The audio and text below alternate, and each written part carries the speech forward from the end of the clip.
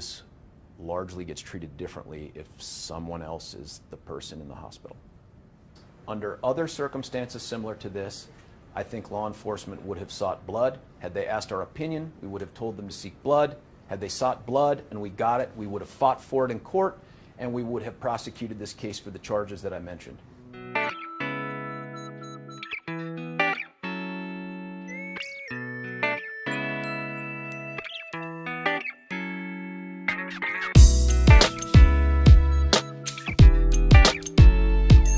All right, good morning. My name is George Brauchler. I am the District Attorney for the 18th Judicial District. That encompasses Arapahoe, Douglas, Elbert, and Lincoln counties. Aurora is the largest city in our jurisdiction by population, and I have about 88% of that population. The Aurora Police Department is the largest law enforcement agency in my jurisdiction.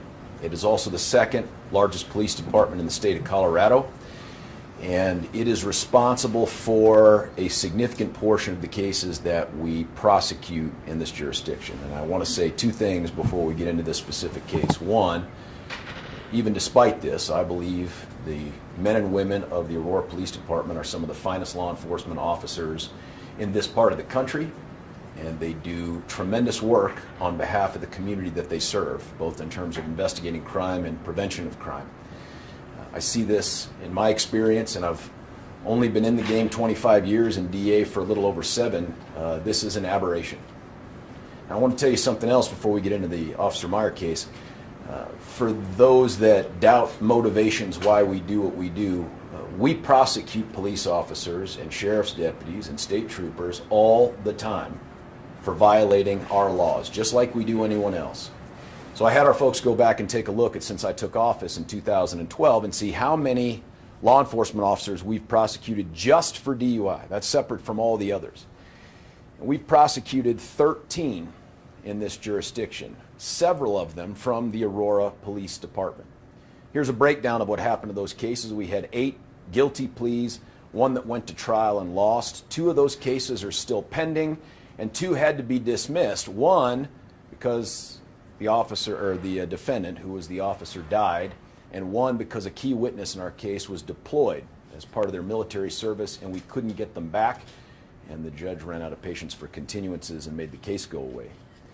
Of those particular cases, 8 agreed to take breath or blood tests, 2 refused a test, 1 for whatever reason was never asked, and a couple of the cases were sold. We just couldn't determine what happened with them. In none of those cases was the officer unconscious, as was the case here in the circumstance with Officer Meier.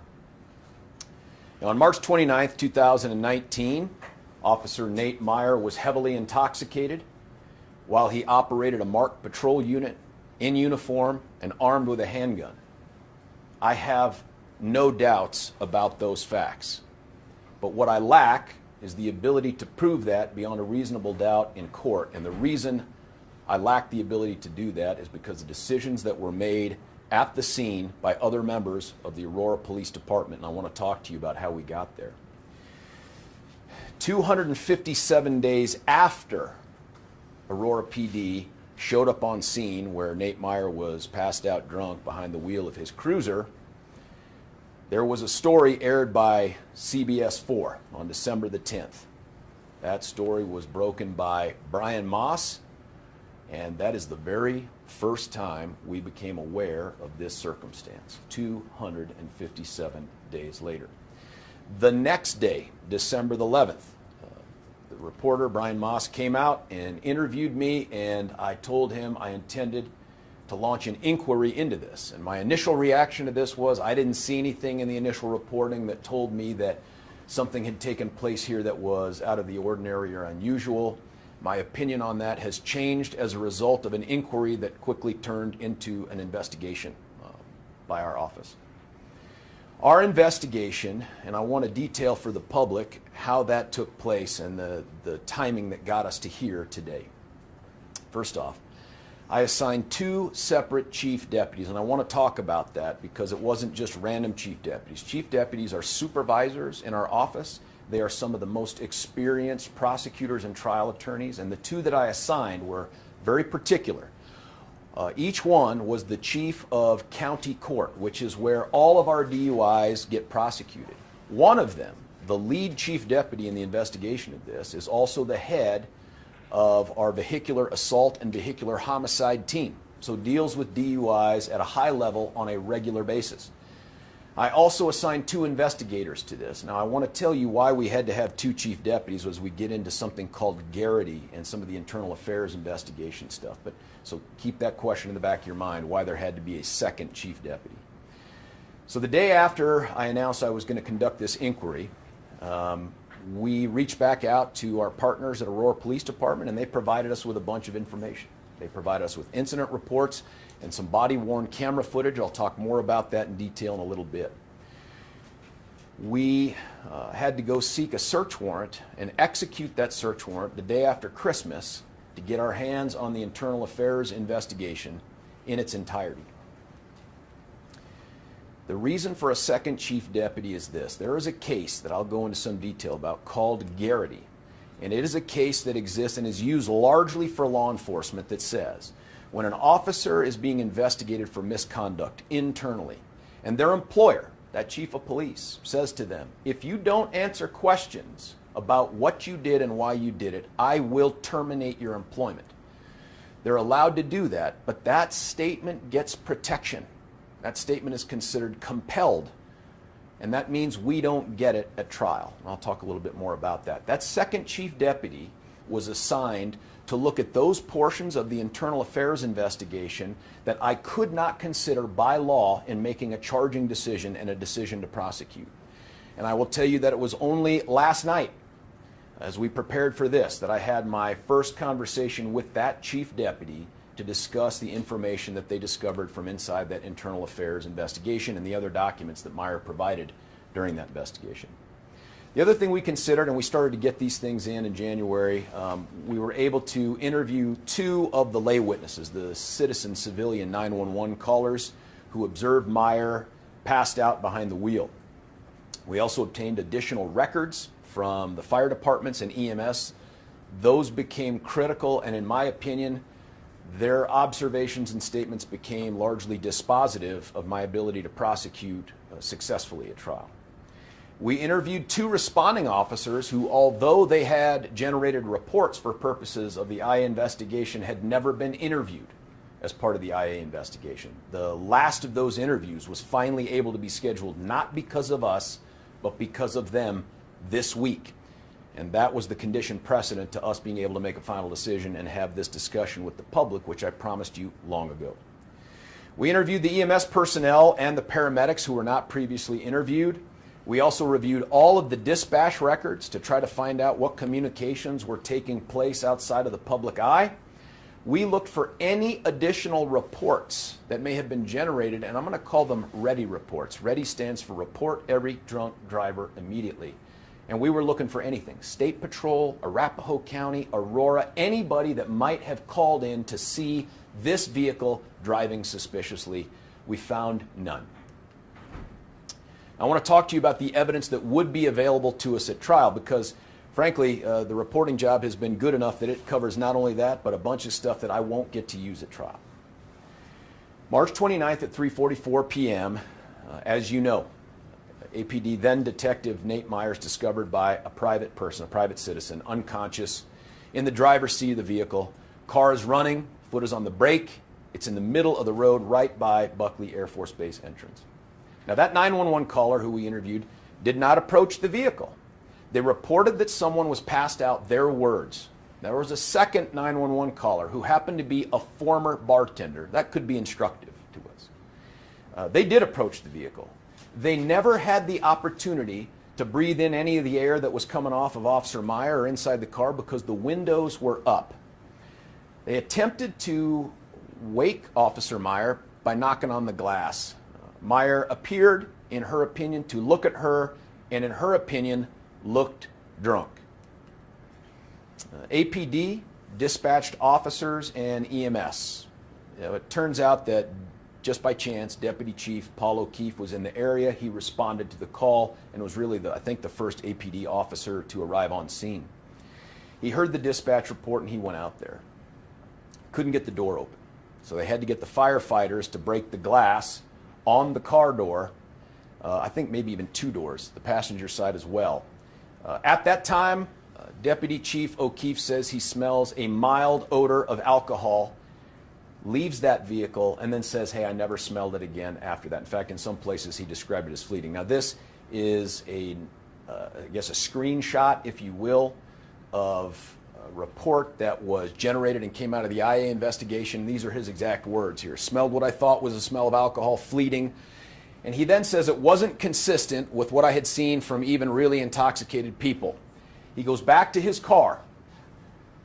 When he's back at his car, even though he had described the condition as inconsistent, he calls the chief of police, Nick Metz, and tells him that Meier might be intoxicated.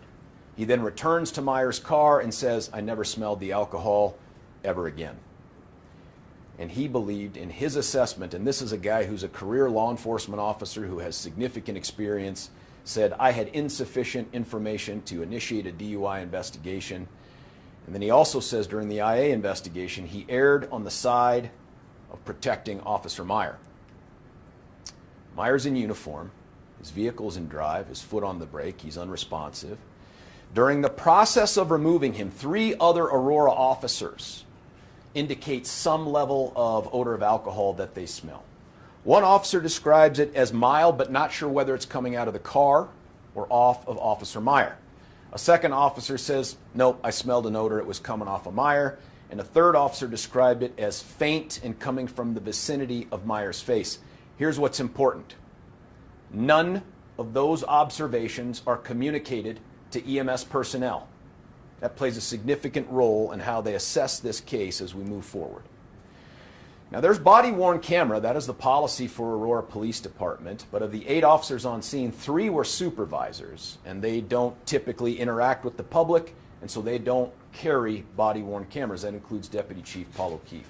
Of the 5 that were on scene, 1 had claimed to have a battery issue.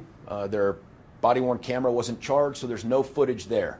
Of the 4 others that recorded video, because of the turning on and turning off of the body-worn camera, we have a total of 16 minutes and 20 seconds of recorded footage. Here is some of that footage. Now, I give you this clip because this is one that was emphasized in the early reporting, where I think it was Lieutenant, I may have said officer, I think it might be Lieutenant Van Dyke, makes a comment to another officer here. Flawless. It feels like technology should work.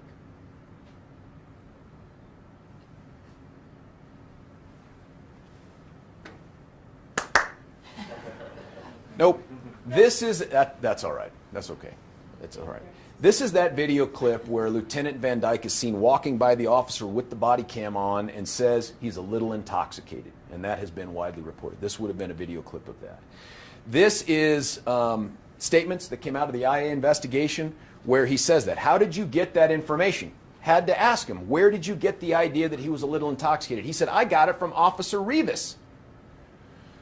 What did Rivas say? I don't remember the exact words, in essence, if it was intoxication or the fact that he was drunk. So it was important for us to talk to Officer Rivas as well, or to get his statement. And he said, I just was sort of guessing that. I'd smelled alcohol. It's been a little while since I've done a DUI or anything like that, you know. But that was his conclusion, and those were the words passed along based on those limited observations. Here's where it gets difficult for us in contemplating going to trial. There were a number of fire and EMS personnel that came out. 3 separate agencies were dispatched: Buckley, Aurora, and Falk. We interviewed as many of those people as we thought we could. I think we got 5 interviews of the folks from those different agencies. We obtained the records. There were about 10 individuals total, but we wanted to zero in and interview the ones that had the most direct contact with Officer Meier. The Buckley Fire individuals that we interviewed did not smell any alcohol on him. Nobody told them they had smelled alcohol on him. Because of that, and you'll see this repeated with other EMS personnel, in the absence of information that would suggest that this was DUI related or alcohol related, they began to scramble to figure out what is going on with a uniformed police officer in a police car, clearly on duty, in the middle of the day, in the middle of the road by Buckley Air Force Base. They conclude medical issues. So they begin to ask themselves and each other, could this have been a stroke? But nothing quite matches up with stroke. So they don't initiate a stroke protocol as they run code back to the hospital. One of the Buckley EMS firefighters later on says, man, I saw the report that got put out there in the media. I was shocked. I was shocked that intoxication was the cause of this. That is what we can expect to show up in trial if we went to trial. A seasoned EMS officer and firefighter who says, I didn't think it was alcohol at all. There were people from the Aurora Fire Department that we interviewed, firefighter who assisted with removing him from the vehicle, never told about the odor of alcohol by anyone. Doesn't detect an odor of alcohol. Did not suspect alcohol was the cause of Meier's unconsciousness. Also suspected stroke, but it didn't quite match up with the other things that they were measuring and observing. Very surprised are the words they used. Very surprised when she learned later that this officer was intoxicated. Also a witness we can expect at trial. Ultimately, they're unsure about what's causing this guy to be unconscious. The Falk ambulance paramedic who was in the ambulance with Meier going to the hospital said same thing. I suspected stroke. Maybe it was exposure to fentanyl or some other highly toxic opioids, but it didn't seem to match up with anything that fit that either. Did not smell alcohol. No one on scene ever mentions alcohol to that person. They did not have that information to factor into their assessment. Buckley firefighter who broke out the window has the first face-to-face contact with Meier. Didn't have that observation. Meier's transported to the hospital. Now, a DUI officer is dispatched by Aurora to go to the hospital, but is waved off and told, go home, go back to the road, go do something else. There's nothing to do here. The hospital staff in this case, and this was unusual according to some of the Aurora officers involved. Normally they would give an indication to the police whether they thought that someone was intoxicated or not. But what grew out of the investigation was that in this case, the hospital staff were remarkably tight-lipped in the information that they would share with Aurora PD. There is no attempt by Aurora PD to get a blood sample at any time. No request at all. Meier's vehicle is not searched, and this is important for a couple reasons. One, it is a city-owned Ford Taurus. It is a police vehicle. It can be searched without a search warrant and without probable cause. They tow it to the shop. Inside that vehicle, they see a bottle with a clear liquid. It presumably could be water, but in a case where we suspected that someone was driving drunk, it would not be uncommon or unusual for us to seize the bottle and test the contents to determine for sure. That never happened here. After several hours at the hospital, Officer Meier is observed by others being walked up and down the hallway by hospital staff prior to being released. That's not inconsistent with someone who was brought there heavily intoxicated. It's also not inconsistent with someone who they're getting ready to release who was suffering from some other malady. He's eventually released to family members. He is not cited or charged with any crime. So then we get to the stuff that we started to talk about with Garrity. What about those statements that got reported? What about the fact that we know he told Aurora PD through an internal investigation that he went home and drank a whole bunch of vodka? That got reported a ton out in the press. And I'll tell you, the response that I get from the public is, Brauchler, slam dunk case. Dude says he drank vodka. There's a BAC. What is the hesitation? And I want to talk to you about not just what the hesitation is, what the prohibition is on me having that evidence. Bless you. So here are the statements that get reported. Talks about being impaired. December 31st, that other chief deputy conducts this Garrity review of the internal affairs document. Now here's that Garrity case and the limits the law puts on us. When officers are required by superiors to provide information concerning their own misconduct, and they're informed they'll be subject to internal discipline, and that happened here if they don't answer questions, any information obtained, that includes ultimately the BAC that he turns over with his medical records to the IA investigators, cannot be used against them in a subsequent criminal prosecution because that information was compelled. It was involuntarily given. So we created a wall internal to our office, and I described that a little bit earlier, where that chief deputy went through all that information that was provided, never gave it to us. I never asked that deputy for it, and the chief deputy I had take a look at the front end of the case with the evidence we could get. Also never had a conversation with that deputy about what was contained in those IA reports. And you should know, by the way, the consequence for violating Garrity is the dismissal of the case by the judge. This isn't a, let's roll the dice. This is, we lose if we do that. So that includes the statement made by Meier during the investigation, of the IA investigation, about what he'd been drinking, how much he'd been drinking, the fact that he felt impaired or drunk to any degree. The BAC, that's a tough one for us. Because if I had that BAC, all those missed observations by the paramedics, I think are far less significant. And I can move forward and prosecute this case. But I don't get the BAC. There's a case called Castigar, and it is a companion case or corollary to Garrity that says where a defendant's compelled to give statements, the prosecution may not use it for any purpose. All of that trial evidence that's derived from that has to come from wholly independent sources. So that means he gives his BAC and medical records to the IA people. I don't get them. I have to have a separate way to get that blood alcohol level. If I can't prove that the BAC that's in that file, if we were to use it, came from a separate source, then we lose. So what about the hospital records? Could I have gotten them outside of the IA portion? And the answer is no. There are federal laws that govern what information can be given out from a medical provider, but more than that, there's a statute in the state of Colorado that is extremely strong and protective of people's privacy when it comes to medical records. You might call it the physician-patient privilege, we call it the medical privilege, but it's right here at a statute that we've cited for you. And it protects this information from being given to us. Had I sought a warrant for this, I could not have gotten it with the investigation and information that was provided. So here's what's not going to be available at trial as a result of this. I'll talk a little bit more about the blood. I won't get the admission. And the blood alcohol result that we now know after I spoke with the Garrity chief deputy, and I'm going to call them that because that's the one that investigated, his blood alcohol level would have calculated out to 0.430.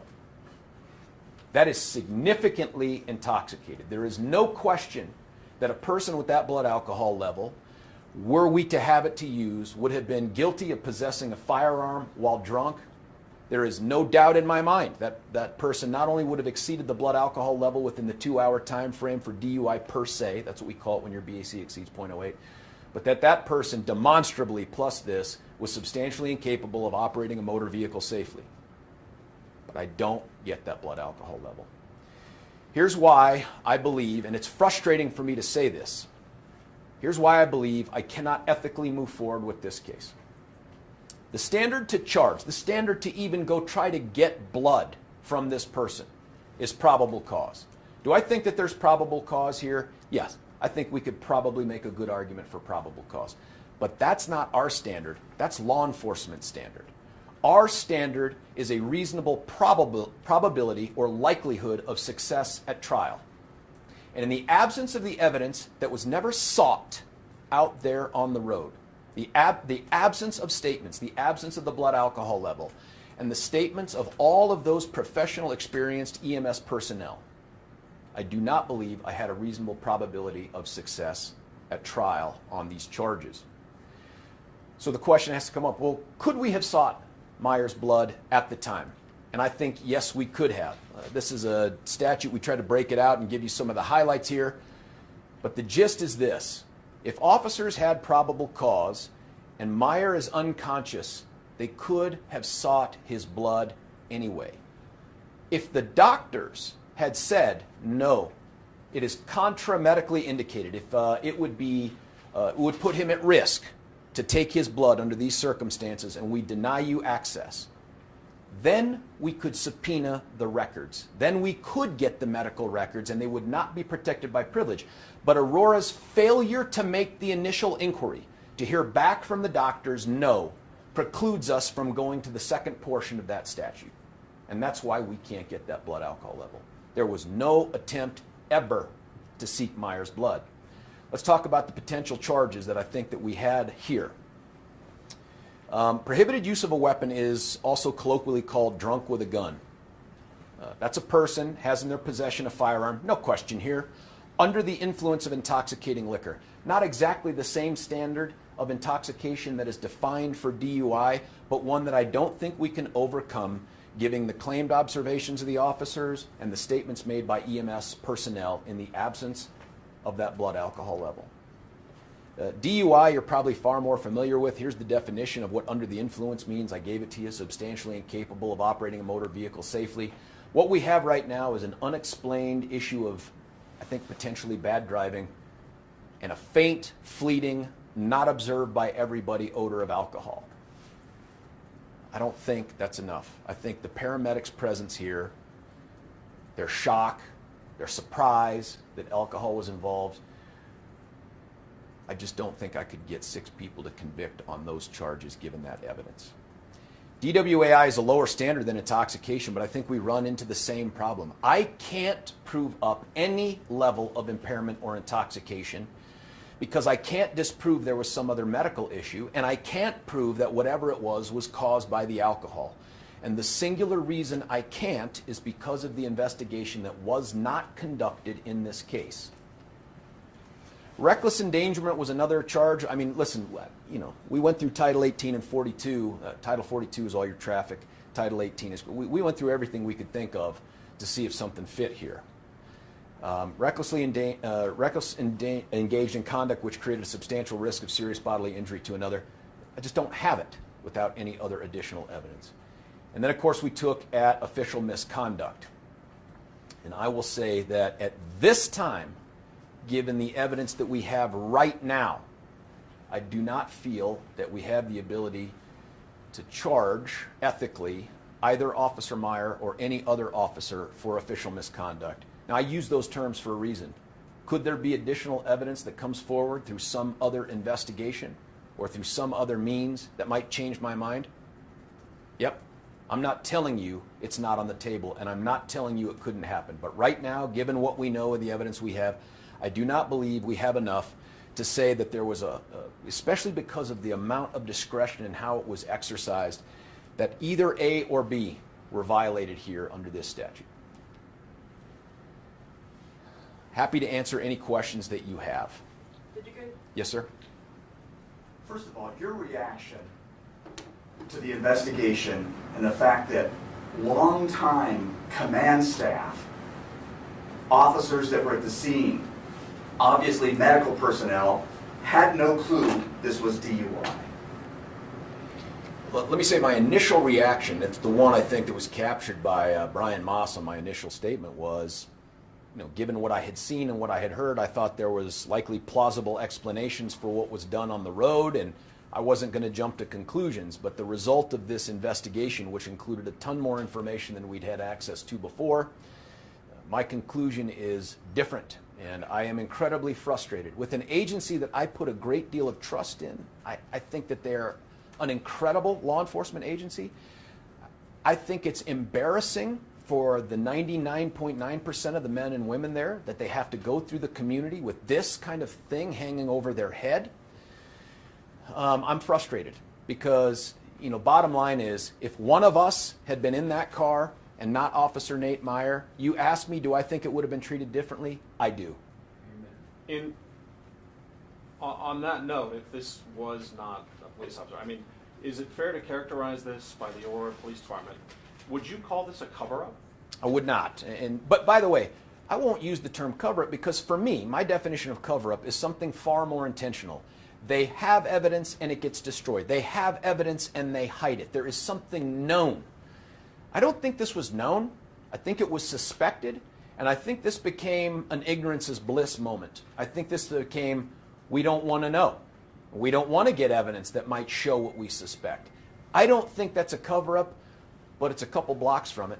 Do you think the people of Aurora can trust in their police department that there aren't two different standards, one for the police and one for regular people? Yes, I do. That's why I said at the beginning of this, I think this is an anomaly. I mean, look, in the time that I've been the district attorney here, I've had a very open and productive relationship with the command staff and other police officers, and they have not hesitated to call me in the past when they thought that one of theirs engaged in misconduct. I mean, look, there's a case where we just convicted a longtime beloved Aurora police officer of a felony that subjected him to prison for embezzlement that we would not have known about but for Aurora telling us about it.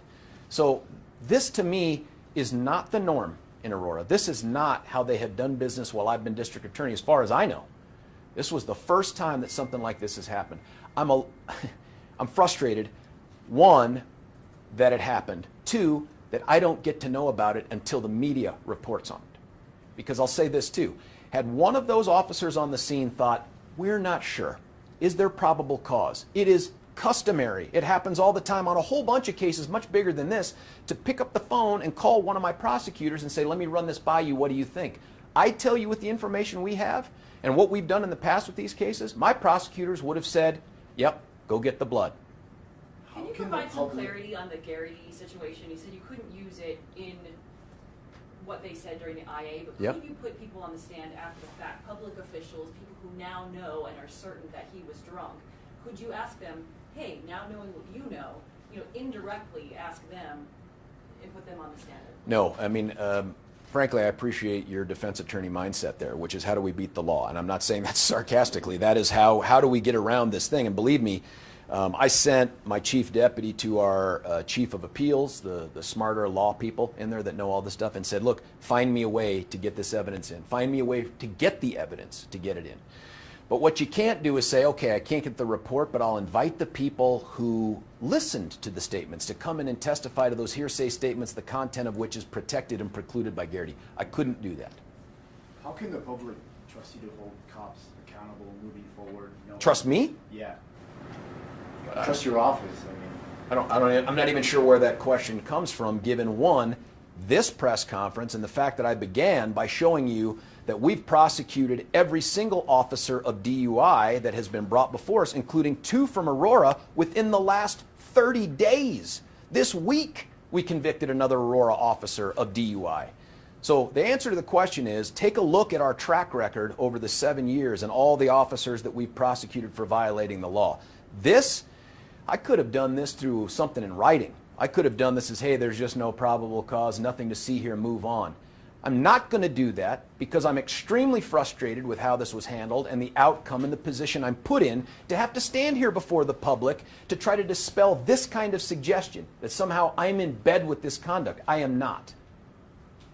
How in the world does this not compromise any future DUI investigations conducted by the Aurora Police? How does it not compromise it? I don't see how it compromises it. I mean, look, the downside of this is there are jurors, potential jurors, right, that come into court who know of this incident and they have some concern or questions about the credibility of Aurora police officers in general. Hopefully that stuff gets revealed in jury selection and we have a conversation about it. But like I said, this is a one-off. You have never come to this office before or heard me talk about any law enforcement agency in my jurisdiction this way before.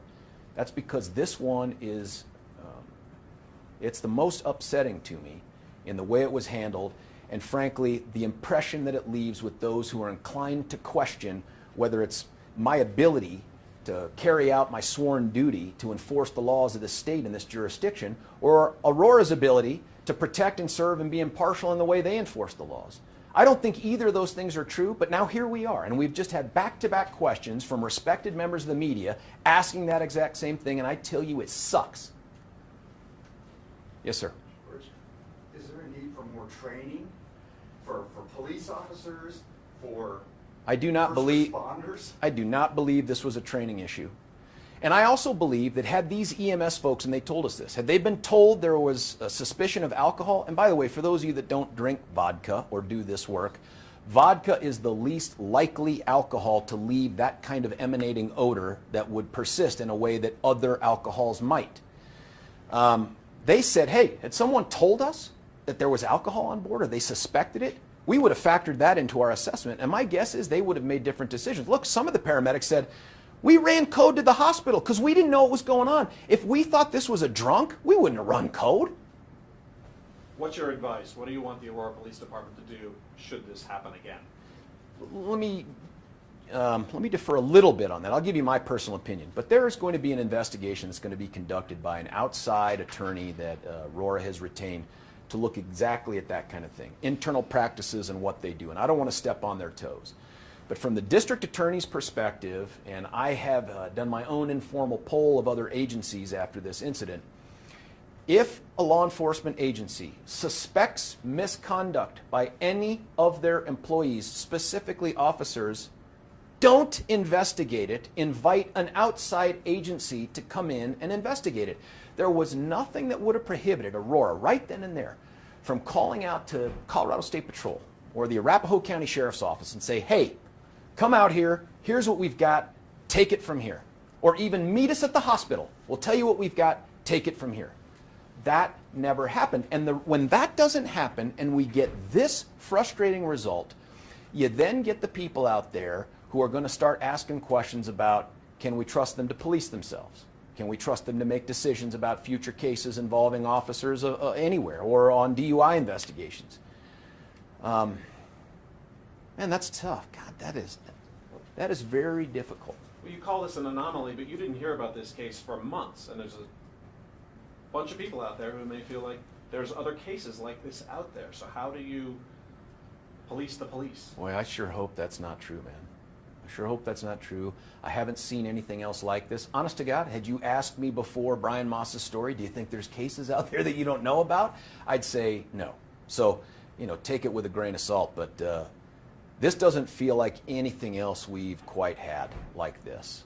Could you clarify something you said at the beginning? You Yes, mentioned ma'am. the other officers that had been charged with DUI. I think you said Yep. two of them had refused a test. Uh-huh. So can you describe how you were able to prosecute those two cases when they refused to take the test? Yeah, without knowing the specific facts of that, remember the act of refusing is something we can admit against them. We have the opportunity to tell the jury, guess who was so convinced of their own intoxication they didn't want to give you evidence of their sobriety?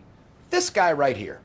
So that is a different thing than someone who's unconscious and incapable of saying, I refuse to give you that evidence that I'm legally bound to give you under the law. So we don't have that. I don't have the ability to prosecute on that refusal. And the other thing I don't have about those two cases is what other extra facts there were, the contact with the officer, any other observations. Like, I don't have any words spoken by this guy. I mean, had someone said, oh, thick tongue, very slurred speech, bloodshot, watery eyes, difficulty walking. Those are things that are normally attendant to most of the DUIs that we get. And I told you in those other ones, we never had a single unconscious officer. So when they're unconscious, we lose all those observations and that evidence. I really need that blood alcohol level. Did you guys interview Officer Meier or Deputy Chief O'Keefe as part of your investigation? Didn't interview Deputy Chief O'Keefe. Officer Meier, did we reach out? We reached out to Officer Meier, and through his attorney, I believe, he declined. And you guys didn't reach out to O'Keefe? They didn't reach out to Deputy O'Keefe, or Deputy Why? Chief O'Keefe. I think we had everything that he was going to say in those reports. I mean, look, let me tell you some of the stuff that we got from some of the officers, too. I mean, there were those two officers that wrote reports but didn't get interviewed for the IA. We interviewed them, and my understanding is we got a whole lot of, I don't know, I don't remember. If it's in the report, that's the way it was, stuff like that. I don't expect anything different from any other officer, including Deputy Chief O'Keefe. Sorry about that. O'Keefe in his report says that at some point he decided this wasn't likely to be a DUI. It was he decided it was a medical That's right. thing. Do you have any evidence that contradicts that there was some other reason he changed his mind? Do I have any evidence that he didn't? Not usable make sense. evidence, right? I mean, dude's a .430 according to the hospital. There's no professional drunk I know who could make it walking around on that kind of BAC.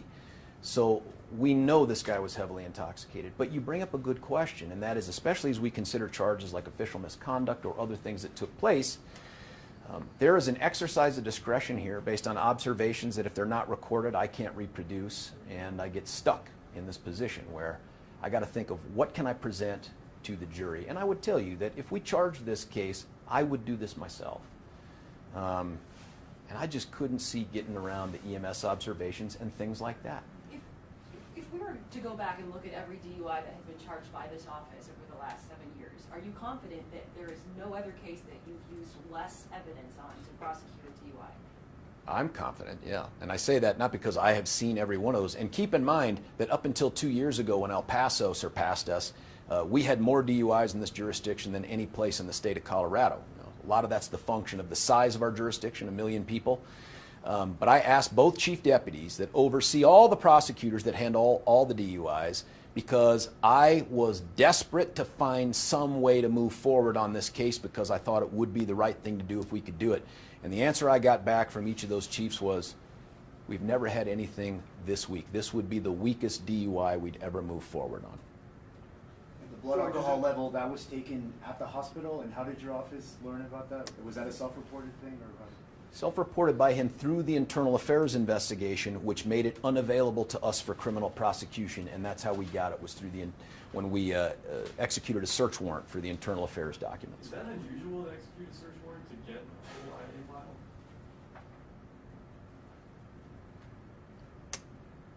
I don't recall ever having to do it before. That doesn't mean we haven't. I don't recall that. I can only speculate as to why we ended up having to go down that road, but it wasn't just turned over. If my math is right, is that about 5 times the legal limit? That's good math. That's more than 5 times. Yeah, more than 5 times. So, given the fact that Deputy Chief O'Keefe didn't initiate a DUI investigation, being the first officer on the scene, saying that he smelled alcohol, does he owe the public a greater explanation than you've heard? I leave that to him. I know what I would do in the circumstance. I would do this, but that's up to him and his attorney and whatever. Look, I wasn't there. And up until this point, I will say this. Every interaction I've had with Deputy Chief O'Keefe has been positive. I think he's historically been a great police officer. He's done great in leadership at Aurora. And then this thing happens, and I scratch my head and wonder, what is going on? And the only conclusion that I can come to is that because it wasn't you or I behind the wheel. Did Aurora PD do anything wrong? Anything wrong, prosecutable wrong? Yeah. Not that we can find so far. How about ethically wrong? That's a tough call, man. I mean, look, I'm part of law enforcement, but I'm the part that doesn't have to get behind a wheel and put on a bulletproof vest and carry a gun and go around and try to make split-second decisions about observations. All I can tell you is, under other circumstances similar to this, I think law enforcement would have sought blood. Had they asked our opinion, we would have told them to seek blood. Had they sought blood and we got it, we would have fought for it in court, and we would have prosecuted this case for the charges that I mentioned. You used the word protection. He chose to protect. Those are his words, not officer. mine. His words. Is that wrong? In this circumstance, I don't think it served the public interest. I don't think it was customary under these facts that they had. My opinion is this largely gets treated differently if someone else is the person in the hospital. That's my opinion. An observation too. I mean, if this officer had .430 blood alcohol reading by the time he was taken to the hospital, what are the chances are that that was the first time he'd ever had that much alcohol to drink, Yes. or had been behind the vehicle, behind a wheel, his car or a city car, and officers have a clue? I'd be guessing. I'd only be guessing. It's not that your question isn't a valid question, and it's not one that people in the public won't ask themselves, but I can't know that. I can't know that. Were there other alcohol-related disciplinary issues in his IA file? I did not ask our chief who reviewed that file, and I'll be honest, I'm not sure if that file would have included the past stuff. I know it included everything that we talked about from here. I could do that and see if she had the access to that information, but I don't know. You mentioned you convicted an officer this week for DUI. Can you tell us his name or what the circumstances? Teeples. It was Officer Teeples from Aurora. It was a hit and run DUI. and I think it was Castle Rock Police Department that investigated that, and I want to emphasize that. When we get other agencies that do a good job investigating DUIs, we take those things into the end zone, and we do it all the time. I don't care what someone's occupation or position in the community is, we prosecute. I can't do it here, and the reason I'm standing here is to explain to a public that deserves to ask questions and know answers why I don't think I can successfully do it. But it has nothing to do with this person being an officer with the Aurora Police Department. I don't care about that. Sir? Back to accountability, as a lay citizen here, who would you suggest, or could you suggest, who we could hold accountable and how we would do that? Boy, that's another great question. That is one that I think the outside counsel that Aurora has hired is going to get to an answer on that I can't. Like, what I can't know is everything else that took place at the command level. Everything we were focused with was the incident on the ground, what took place, why it took place, and do we have enough to move forward with charges and an ultimate prosecution. There are some hard questions that need to be asked internally about who knew what and when and the decisions that were made, but that wasn't part of our analysis here. The answers to those questions will also answer, I think, for you, who should be held accountable for what took place, if anybody. George, who told that DUI specialist officer not to go to the hospital? Who waved them off face to face? And I'm going to turn here to my right because one of the chief deputies who led this thing is in the room and he is infinitely smarter than I am. Brian, do we know? It's a complicated answer, frankly. It went through a couple of different stages within the command staff. All those folks were interviewed in connection with the IA, and it sort of was passed down, I think, from a lieutenant to a sergeant and then to the officer. So a complicated question, frankly, but it was within the command staff and Aurora that ultimately made that decision. So another commander. Somebody above the lieutenant told the lieutenant. Do we know that? Yes.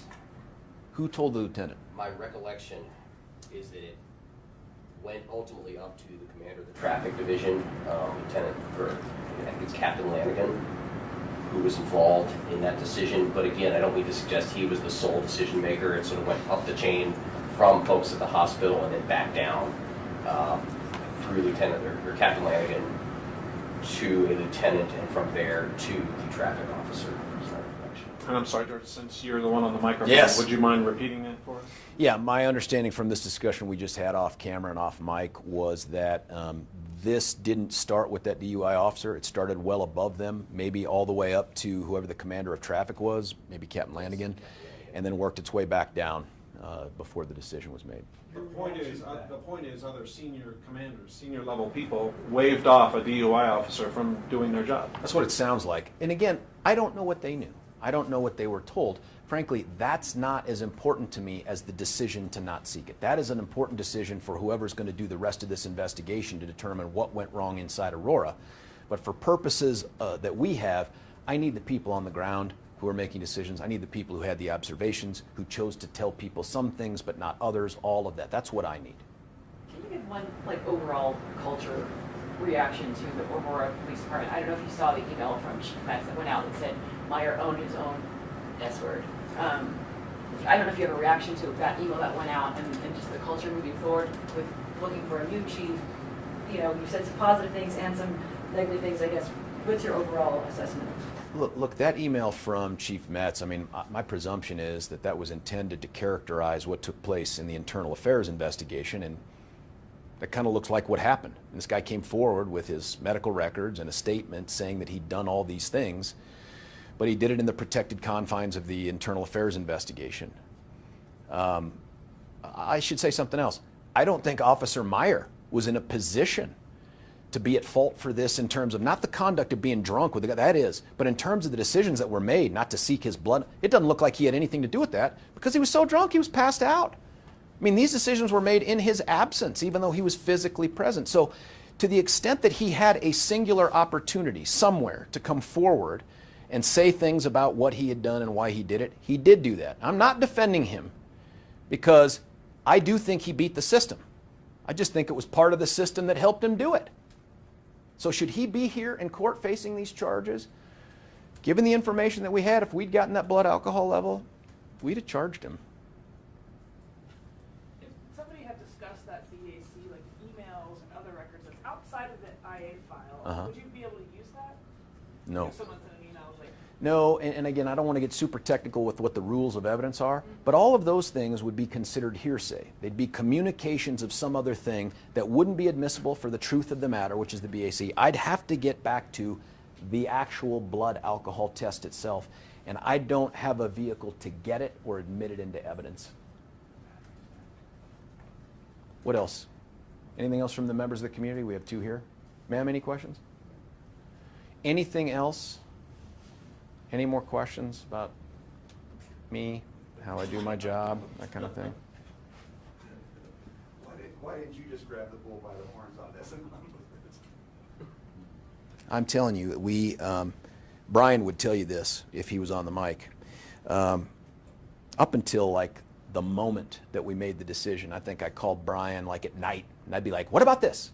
What about that? Do you remember that? And I'd be like, could we figure out this? Is there a way we can do that? Is there some way that, I was the what if guy on this because this was the last thing I wanted when this came forward, was to stand here in front of you and say things that engender these kinds of questions about whether or not I can be trusted to hold law enforcement accountable, which is demonstrably ridiculous. But I get it. I get the question. I don't want to be standing here. I would rather say, I'll do all my talking in court because we filed charges. But I don't believe I can ethically do that here. You said you're kind of leaving the door open for official misconduct. Is there anything in particular, any tripwire you'd be looking for? Don't know. When I say leave the door open, I don't want to make it sound super scarier than that. Look, there's a statute of limitations that applies to misdemeanor conduct, and that is misdemeanor conduct. At some point, that will run out. But what I say here about this DUI charge, and I can't imagine any other evidence that would exist, that's pretty much it, right? There's just no way I could prosecute this. That's why I was able to talk with you about such detail about it.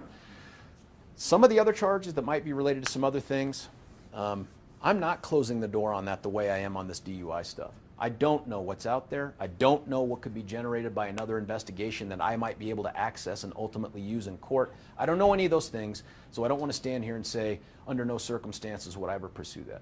Given the evidence that I have right now, I don't think I have enough. I don't think I could convince a jury. And it would be wrong to simply charge someone and take them to court just to do it. Look, in some ways, the easiest thing to do here would have been to charge the officer, get that splash in the media, Brauchler holds Aurora officer accountable, and then go to court and lose. Because all this stuff that we know exists wouldn't get out there in front of that jury. That's not ethical, man. I can't be doing that to people, whether they're in uniform or out. That's just not how I get to use my authority. George, trust issues aside, as somebody who has fought for the ideals of justice, Yep. what do you think this does for people who want to believe that we have a fair and unbiased system? I think they get to ask the hard questions that we've seen here today and the ones that I think Aurora is going to have to answer. Look, part of the transparency piece isn't to just highlight when we do a great job and bad people go to jail and prison. Some of this here has to be things like this where we stand up and say, we got it wrong, and we got it wrong for a whole bunch of unnecessary, unforced error reasons, for bad reasons. And that's what we're doing here. And what the public should take away from this is, absent some other revelation, this to me feels like a one-off. Maybe I don't. This is just not my relationship with Aurora. This isn't my experience with Aurora. They have been, to me, so accessible, so proactive in getting me information about when officers engage in misconduct that this caught me by surprise. Anything untoward about the cameras being turned on and off? Well, look, people are going to be able to speculate pretty well when they look at those body cam videos. And, there's one in particular that we generated a letter that we're going to put up on our website that details some of this stuff. I think Vicki has it in the back there. She'll hand out a copy, but we're going to post it to the website. There's a point on one of those body cams, that Van Dyke video, where you hear the lieutenant say, hey, he's a little bit intoxicated, and then you hear this noise. I am only going to characterize it as disgust or guttural, but you hear, and then the video goes off. I don't know what to make of that. Maybe that's routine. I don't know. It does feel like that there are times, though, in other cases where when there's not interaction with the public, law enforcement officers do turn off the camera. That's not unusual. Did all of the times that they get turned off and on here coincide with that? I don't know, man. That's something that's got to be figured out internally. All I know is with 16 minutes and 20 seconds of the video that we did have, it wasn't enough to get us over the hump. There just wasn't enough there.